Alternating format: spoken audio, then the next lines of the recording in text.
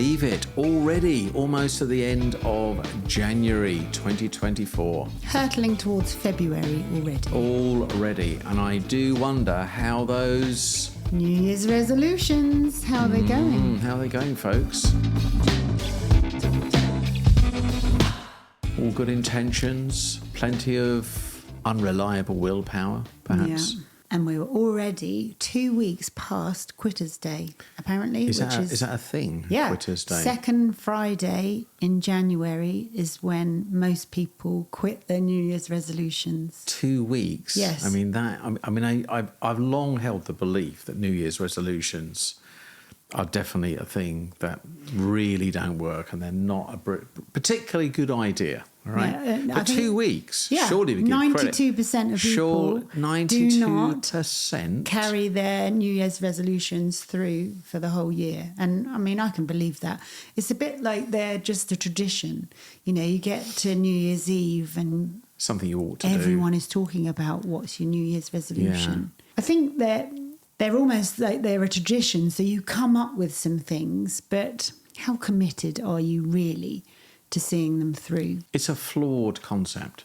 I think the word is quite flawed. The word itself is flawed because it feels resolution. Yeah, like fixing something and temporary. Solve something. Yeah. We're going to have to solve it. We're going to solve an issue, a problem I've got. Something hasn't worked last year, so let me write this thing down. It hasn't got a particularly positive connotation to it, has it? No. But we're full of energy. New year, new start, fresh ideas. And I'm sure good intention. But I think that the challenge is that we might judge ourselves on our intentions. So almost making a resolution is like job done. Doesn't mean to say you have to actually do it. It does feel good, doesn't it, at the time? You know, you've got these positive intentions, you write them down. But there are many reasons why this concept doesn't work, and we're going to explore it in this podcast. What are some of the underlying issues why New Year's resolutions really don't work? And what can we do to potentially fix them? And we've got some ideas. Yes, very sustainable ideas, I might add, that we have both put into practice and we both know work. And we're going to share them with you in this podcast. Hands up, I have had my fair share of failed New Year's resolutions, but... You speak from a place of experience. I do. And we've got a new way of looking at things that we have put into practice that does actually work. I might add, before this year, not in the last 2 weeks. Yeah, no, not... It is tried and tested, seriously. Yeah, I've already failed all of mine already. I think one of the first reasons why New Year's resolutions tend to fail is because people get so caught up on the activity. So I'm going to run 3 times a week rather than thinking about the why they want to do it. So, you know, is it because of a fitness goal, or perhaps you want to run a marathon or something like that? There has to be a bigger sense of why to provide that deeper level of motivation. Indeed, they fizzle out like a firework on New Year's Eve. Yes, they do. That's a great line. Bang, gone. It's a bit like, I guess, setting out on a road trip with no sense of the destination and, you know, a vague idea of the map you're going to get to get there. All over the place. Yeah, so that's the first reason. Yeah, a bit like a man trying to find somewhere without using a map. It's actually a bit like a man trying to find anything in a house. Right. I am speaking from experience there. You are indeed. Right, okay. So first point is it's based on an action. It's based on something you want to do, but not necessarily what you're saying is set from a position of what's the bigger why behind it. Yeah, so we can talk a little bit about how we can address that. Yeah. The second thing is perhaps it's not, specific enough. It's not got a clear enough intention behind it. Yeah. So saying you want to eat more healthily is very general. How specifically do you want to eat more healthily? Why do you want to eat more healthily? And how will you do it? Are you going to do to achieve that outcome? Yeah. It's like a loose intention, a wish, but there's no specific plan behind it. And I think another thing is that we set unrealistic expectations. So either you have such a massive list of resolutions you couldn't possibly hope to achieve them, Or you set an unrealistic expectation in terms of your goal, and then when you don't actually achieve it, you just give up. You know, that all or nothing type mentality. Or the trap that people can fall into is full of gusto and energy. They write down too many things. Yep. And they overestimate what they can achieve. Sometimes they set their goals too big. Yep. It sounds exciting at the time, makes you feel good at the time, but you haven't got a hell's chance of actually really achieving it. It's just unrealistic. And I think as well, you know, they might be unrealistic in that they don't fit with your lifestyle. So, for example, if you decide that you want to give up smoking and you live in a house full of smokers, there's going to be temptation in front of you all the time. Not to say you shouldn't do that, because it's a very good thing to do. Or if you want to go to bed by 9 o'clock every day and wake up at 6 a.m, but your husband works shifts, you're not going to see him very often if you do that. You know, so the resolution needs to fit within the context of your life. Some might say ideal. I was going to actually say that. Very unfair. Very unfair to Matt. Yeah, I mean, the other thing I think is lack of sustainable motivation. There is motivation there because the fact that you've actually written it down in the first place means you want to do it. You want to address something, as we said before, resolve something. But is where does the motivation going to come from long term? We know that willpower is highly overrated. If you rely on willpower, I'm afraid that's where the big issue is. Yeah. It doesn't last that long. So we're going to talk about how we solve this and the methodologies behind solving them in a moment, a little bit about the science behind it. Yeah. What else there might be? I think another reason is that there's this all or nothing mentality. So it's either a complete win or a complete failure. And, you know, if you have fallen off the wagon 3 weeks into January, you think, well, that's it then. I've failed. Yeah, there I go again. Yeah. Tried it last year, done the same this year. I can't stick to this. And there are so many people have the same resolutions on their lists year on year as well. It's almost just like a passive thing. So if you're listening to this, if you are listening to this and you're thinking, this sounds a bit like me, listen up, stay with us, because we've got some solutions to this. The point is, it needn't be this way. You can actually make these things work. Well, we might want to reframe what we mean by New Year's resolutions, but it's possible to follow through. It is possible. It doesn't have to be this way. The final thing is the dear old excuses. We start creating excuses to justify our habits or the reasons why we haven't done something. And we justify it to ourselves to take away that feeling of disappointment, failure, and just know that that's all they are.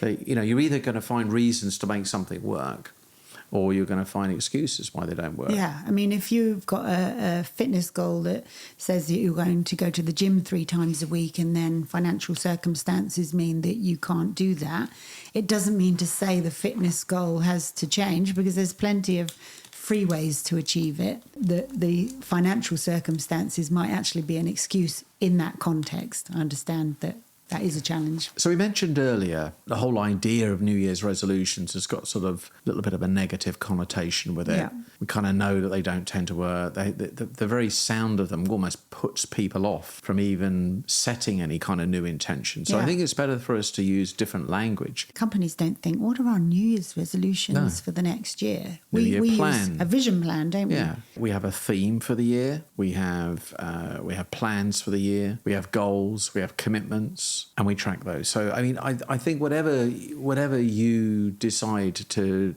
do, I don't want to take anything away, however, from the feeling of renewal, because the turn of the new year is a powerful time. And I think that's sometimes really important, particularly if the year previously hasn't been the kind of year you maybe wanted. What you want to do, reset. You want to tap into the energy of the new year, the turn of the new year, new start. That's got wonderful energy about it. And there's something quite refreshing about it. It gives a feeling of hope, prosperity, chance. It feels like I can go again.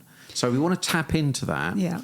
But we don't want to necessarily, we need a better methodology and a better strategy for making sure that whatever those plans, goals, commitments are sustainable. Yeah, and they all fit within the sort of ecology of your overall life. You know, they're not things that you've seen that someone else has done. You think that's a good idea. So we've got a 3-point plan or strategy to actually achieve this vision for the year. Taking stock, setting your intention, and then manifesting your dreams.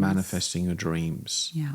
And obviously there is a power tool to help people work through that. So in terms of taking stock, I think it's quite healthy to do something which is a little bit more holistic. Yeah. And we love the use of, and I'm sure maybe people have heard of this idea before, the wheel of life. Yeah. And these typically are areas of your life. Think about the hats you wear in a typical week. You might exercise, so something around health, spending time with your family. There might be something around your career or finance or learning, for example, or it could be a contribution role. There could be a social role. Yeah. What we'd really suggest to people is picking areas that are pertinent to them. Yeah, and you can use different labels if those labels don't work for you. But the idea is that you use the wheel and look at where you are now and have a think about where you want to be in each of those areas by the end of the year. And that will help you then identify the areas you might want to focus on in terms of specific goals. So you imagine a wheel with a spoke, 0 to 10, 10 being you're living your heart's desire, 1 based on your wants, requirements and desires, how would you rate yourself? So for example, if career is not particularly important to you, you might only score it a 5 and you could be very happy with it. But it is super important to you and it's a 5, you might want to do something about it. Health being the same thing, family, friends, etc. It's a personal thing. Yeah. And you use it as like a way of auditing where you're currently at. That's a good It's quite important when you answer the questions, by the way, that you answer them based on not what you're intending to do, but how you've actually been in the last, say, 6 months of the year. In terms of where you are now. In terms of where you are now. Yeah. And then what you do is you use those badges or titles that you've given each of those spokes, those areas of your life that are important to you. And then you start thinking about, okay, what might be some goals and habits that and behaviours I'd like to form around those particular areas. So that's a good start point. Yeah. I think it takes it from I want to change everything to, okay, based on the wheel of life, I think I want to focus on health and fitness and career goal. We live our life through many hats, and if you try and set a goal or an intention around one area of your life that is not ecological with another, not surprisingly, 4 weeks down the road, you decided to run a marathon every day and you've got 4 children under 5. It's not really going to work, is it? I think once you've defined the areas or area you want to work on, it helps you narrow down into the specific things you might want to either get better at or learn or change. And then you can take it a step further and just sort of do a little test on it by thinking about, why is it? What's the motivation behind wanting to do that and what might be a broader goal as a result? Yeah. Maybe think about something you've not really managed to accomplish, but something that's very meaningful to you. You've thought a lot about, but you've never really quite... So I say, you tap into this energy at the start of the year. Think about those things that have eluded you thus far. And with the right plan, we can make these happen. So something that's a deeper source of motivation, perhaps. Yeah. What might be an example of that type of thing? I'm thinking along the lines of maybe a new hobby. Yeah. Something that maybe you want to learn to dance. I have actually failed. This is one of my failures around New Year's resolutions. But with my new plan, I want to learn the piano. Do you? Yeah. And I think I will be quite good. I actually do own a piano. We have had a piano since Tilly was 7 years old. We spent quite a lot of money on it. We spent quite a lot of money on piano lessons. and we haven't gone beyond chopsticks. However, I think I will be quite good at playing the piano. I think it's a fantastic skill to learn. And I have a vision for the end of this year that I will be able to play 3 songs at Christmas lunch next year. And I think I think it would be good from a mindful perspective, learning a new skill. It's quite a nice thing to be able to whip open the piano and knock out a tune. And I think I'll be quite good because I'm fast at typing. Well, you've got plenty of self-confidence there, Lisa. I look forward to this concerto at Christmas time. It might be chopsticks. Okay, so something that is used this time of the year to think about what those things are. Yeah.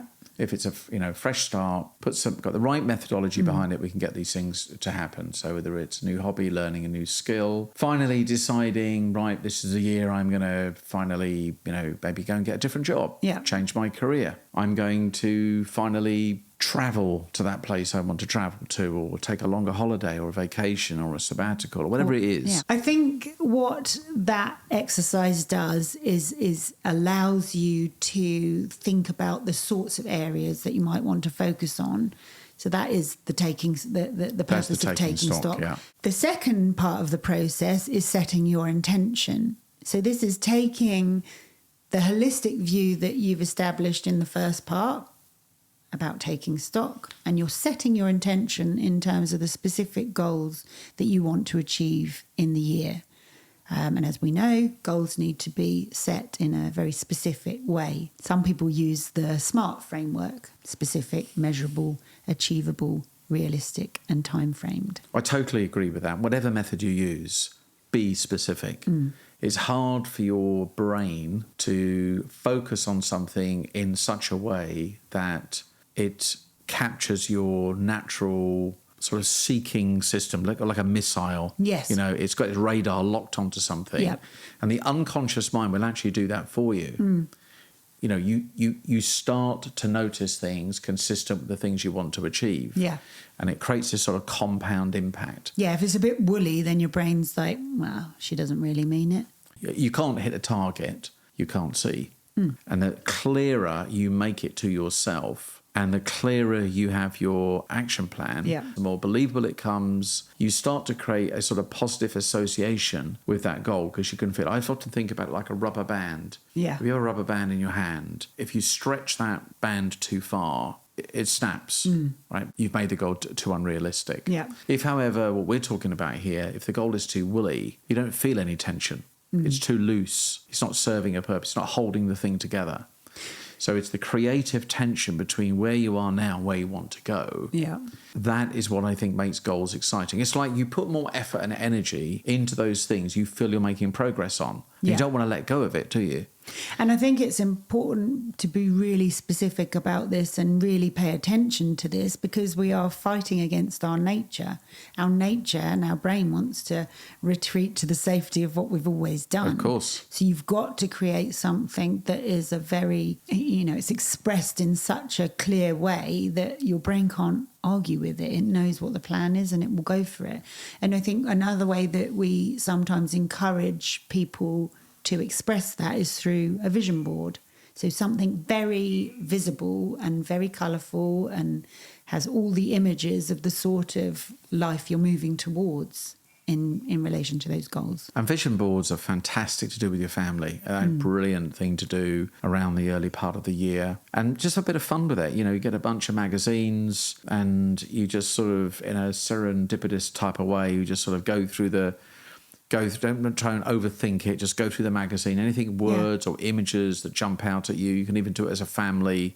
Get a big board and cut out the pictures. You can put them into different, use your wheel of life if you like. Yeah. It's actually a natural kind of iteration. And I've done this several times. I know you have as well. It's great fun. Yeah, it's great. You lay them out, and it's incredible when you look back over the years, when you look back at those vision boards, you think, wow, a lot of those things have come to fruition. Yeah. By the way, it's just not something to parade around and hold in front of other people. It's for yourself. And when you stand back from that board, you're looking at it and you're going, wow, that would be cool. If I had time to do that hobby, that fishing or dancing or whatever it is you want to do. Yeah, you get to step into that future horse riding, version. photography, whatever it is, that little kind of escape thing that you want to do. You should look at it and you should be invigorated by it. You should feel excited by it. And it can have things in it around lifestyle.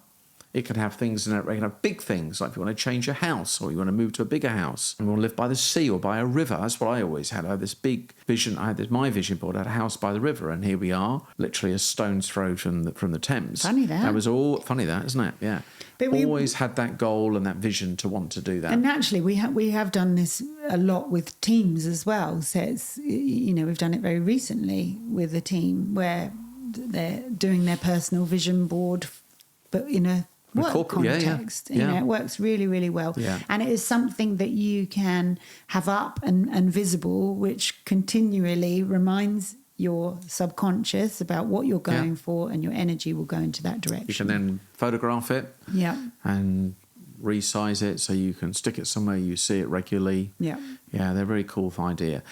Once you've done this vision board, one other little technique, maybe a little bit corporate-y this, but it kind of works.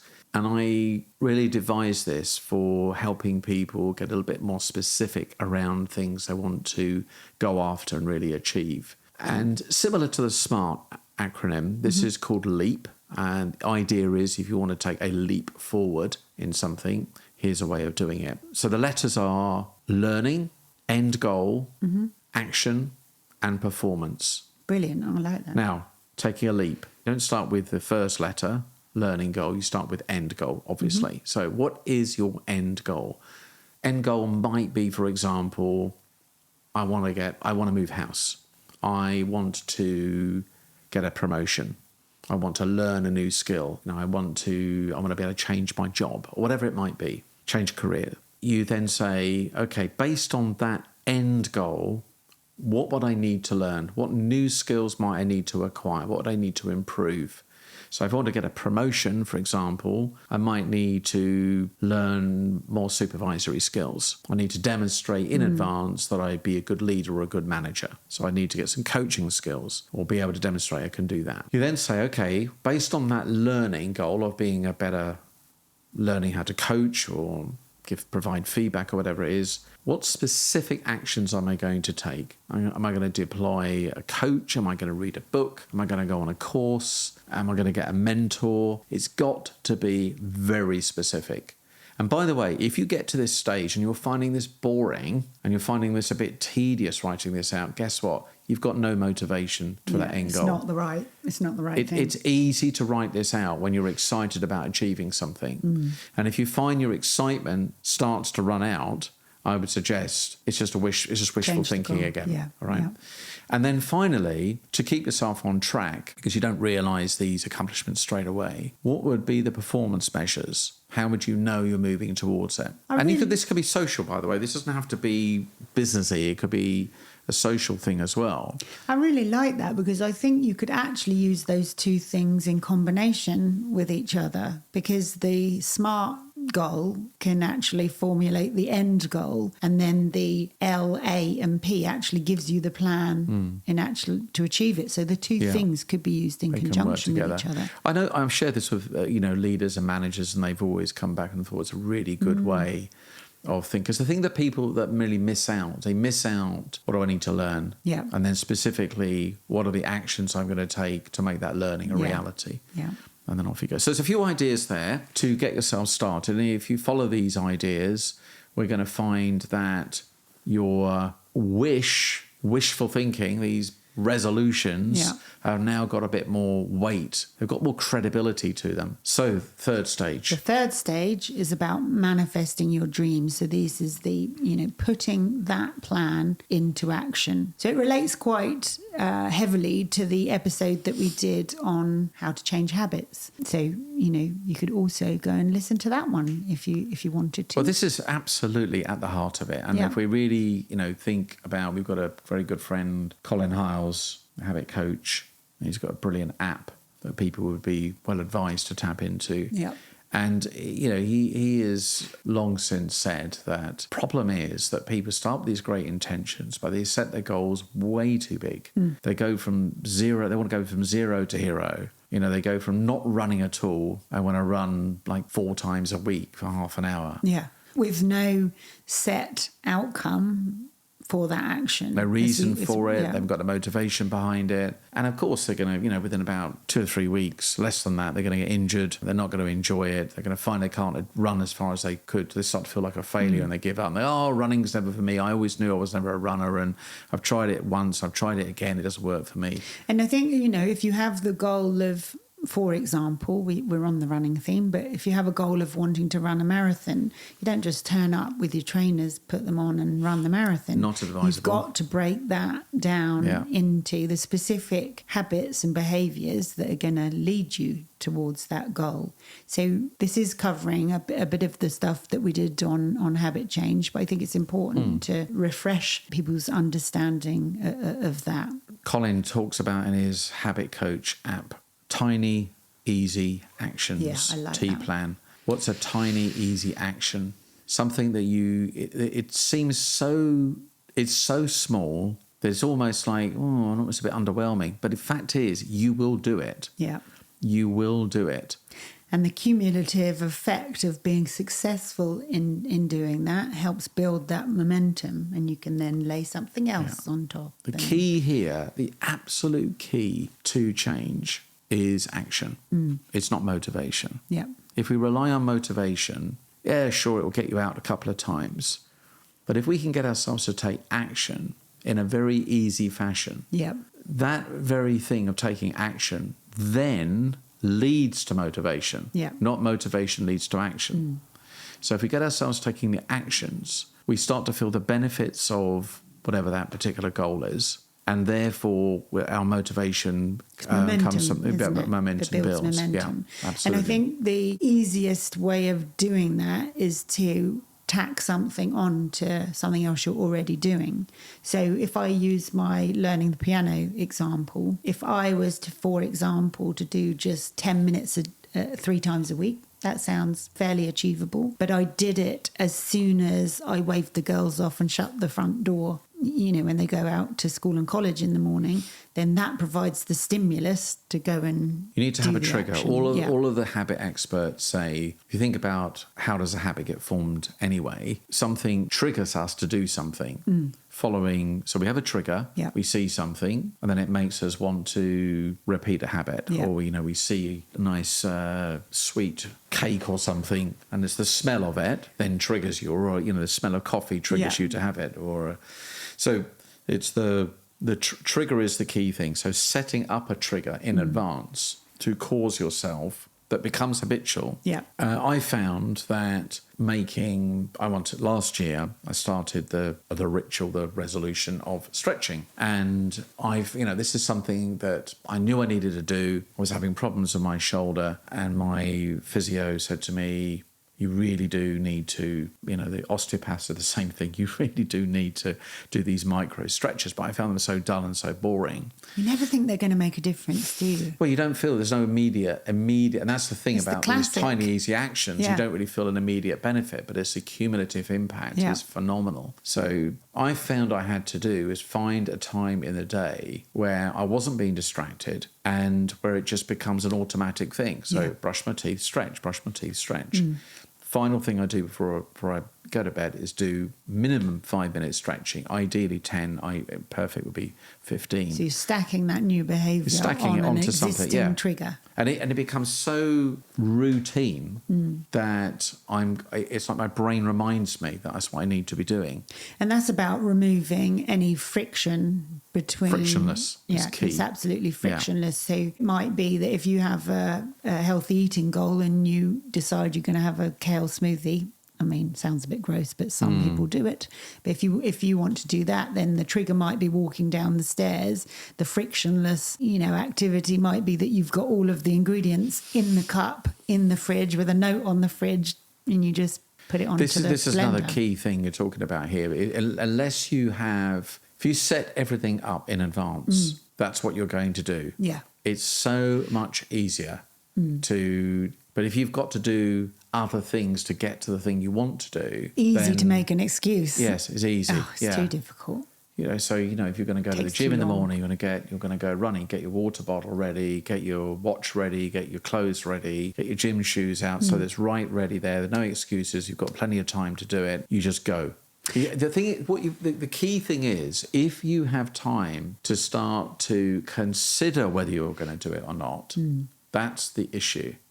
Because you then have the debate with yourself, shall I? Do I really feel like it? Do I want to do it? You've got to have made a firm decision up front. That's what you're going to do. Yeah. Remove all the barriers, make the plan easy.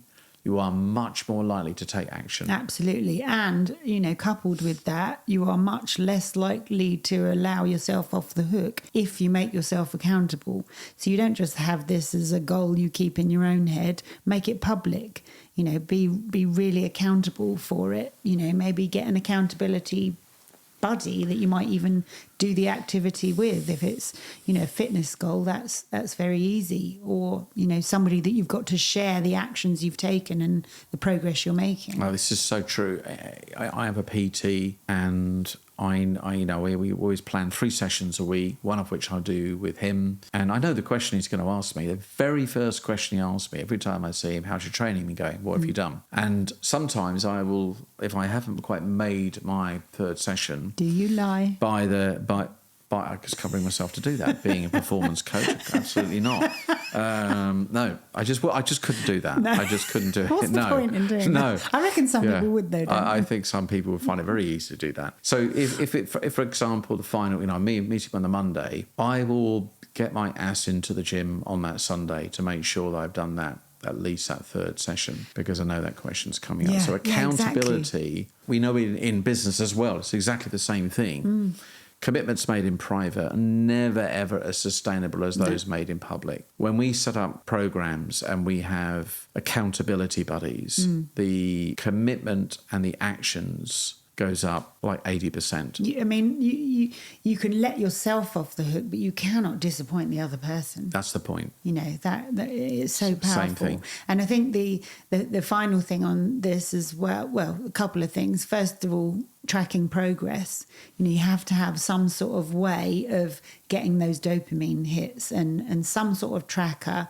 We'll put an example in the power tool, but some sort of way of tracking your progress and seeing. Matt and I have got a visual thing that we colour in. His is really messy, mine's really tidy. Obviously. But you colour in when you've done it, and each of the months is divided into the number of days. It's very good. Very simple, but very good. Streak power, they call that, don't they? Yeah, it's like Peloton do this brilliantly well, and other apps do it very well. You're on a streak, 3-day streak, 4-day streak, 10-week streak, and you then want to keep it up. Yeah.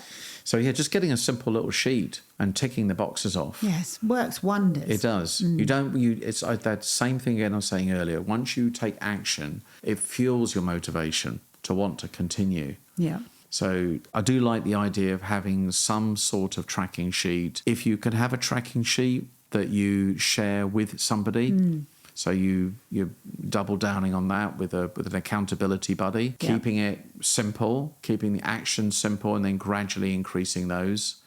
You are much more likely, I would say, that your likelihood of committing and continuing with your goals are at least 4 times, if not 10 times more likely to continue. So that's the 3-stage process: taking stock, setting your intention, and manifesting your dreams. I think the important thing to recognise as well is don't be too harsh on yourself. I think it's a good idea to anticipate things that might get in the way and make a plan to overcome them. But if you do have a couple of days where you don't do what you said you were going to do, don't be too harsh on yourself, and don't succumb to that all or nothing mentality where you just think, right, that's it, I have failed another year, I'm not going to achieve that I set out, the thing I set out to do. And recognise that you can have several resets. Exactly, who says it just has to happen once a year? Yeah. The important thing is that you recognise maybe where you've come off track and the thing that might have got in the way, and you make a plan not to let that happen next time, and you just keep going. Like your good friend says, Brian Wood. Yeah, keep attacking. Keep attacking. Love it. Reset, go again. Reset, go again. Yeah. Now, I think it's really important, though, serious point, be compassion. Have some compassion for yourself. Give yourself a break. Yes. Lighten up a bit. You know, it's not an all or nothing thing. It's not a roadblock, it's a road bump. Exactly. Yeah. And there will be, and it's important to recognise that obstacles generally come to instruct you, not to obstruct you. There is a reason why you're having an obstacle. Sometimes it's a little test. So you really want this, do you, Martin? Okay, well, let's sort of test you out here. Yeah, Let me like just that. put something in your way. And it's not obstruction. It's an instruction to maybe do something slightly differently. Yeah. Change course, learn a new strategy, have a different approach, get some extra support, whatever it might be, and then keep going. Yeah. And that's an important thing, to reframe those particular I mean, I know that anything I've accomplished in my life has always come with a certain amount of obstacles and difficulties, but it makes the achieving of the goal even sweeter. Absolutely. Because you know you deserve it. You've put your effort and your heart and your soul into this thing, and it feels great. And I have to say that the progress towards achieving any goal, anything at all, I observe people. We're in the business of performance. We're always listening to people and learning stories about performance. And the one thing that you can really feel from people is that feeling of enrichment and raising of someone's self-esteem. It goes really, really deep. They feel good about themselves. Yeah. It doesn't matter how small it is. But the fact is they've overcome something, they've pursued something, they've worked around obstacles. I mean, that sense of achievement is fantastic. So powerful. It is. Yeah. It's absolutely powerful. And I think that, you know, just keeping focused on that longer term goal and those And the roadblocks. opposite of that, by the way, is a feeling of, well, ultimately leads to depression, because you just feel empty. Yeah. And I think every day when you haven't got a goal, you've got no reason, you've got no purpose, you've got it going anywhere, you're not doing anything for any reason, it feels a bit soulless. Yeah. I do really believe at our deepest level, the one thing that drives human beings is desire.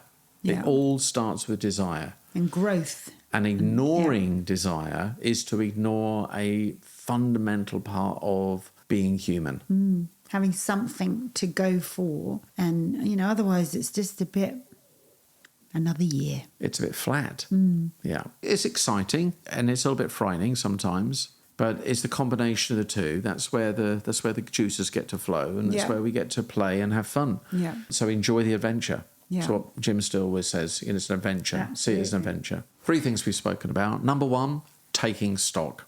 Doing a quick audit of where you're at. The second thing is setting your intention, directing that seeking system. And then finally, manifesting your dreams. But manifesting your dreams, not being dreamy. Yes. But having some specific strategies like we've spoken about. And taking action. That will enable you to achieve those particular goals, definitely. I think in summary, we can safely say those people who succeed in change have the same goals as those that don't. The difference is in planning and discipline. Yeah. What we've provided in this podcast are some fail-safe strategies that, when applied, you will be able to achieve those things that you have this wish for, but both of us would love to see you succeed in achieving in 2024. Absolutely, that's why we're here. And you reminded me of a lovely quote before when we were planning for this podcast. Yes. What was that? About the flower, I think. Yeah, when a flower doesn't bloom, you change the environment. You don't change the flower itself. Beautiful. So what does that really mean? Well, I think it means that the important thing is to, you know, look at the environment and the environment you've got around and you've built around the thing that you want to succeed. People, circumstances, conditions, physicality, people you associate with. Yeah. Needs to all work holistically. Yeah.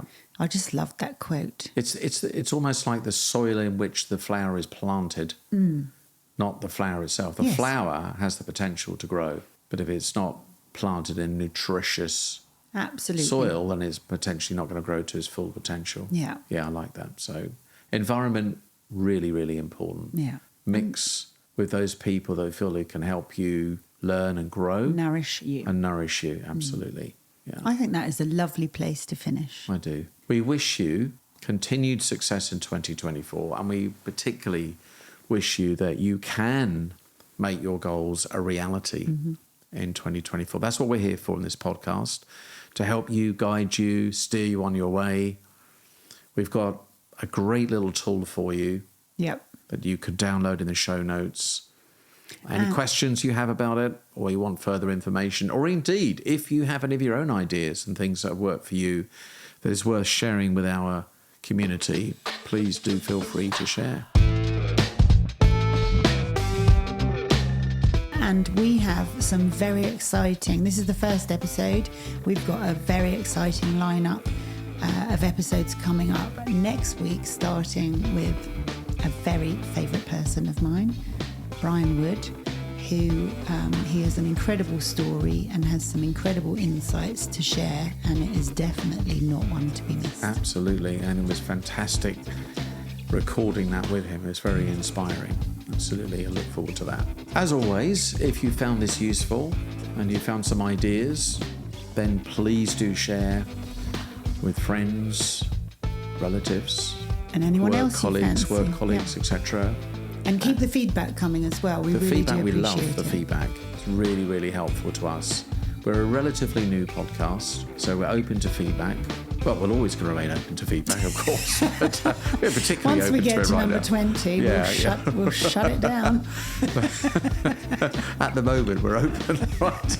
No, please do provide the feedback, because it really is helpful. Anything you particularly want to hear about or learn about, that would be very great. Happy to do that as well. Okay. So have a fantastic week. Thank you very much.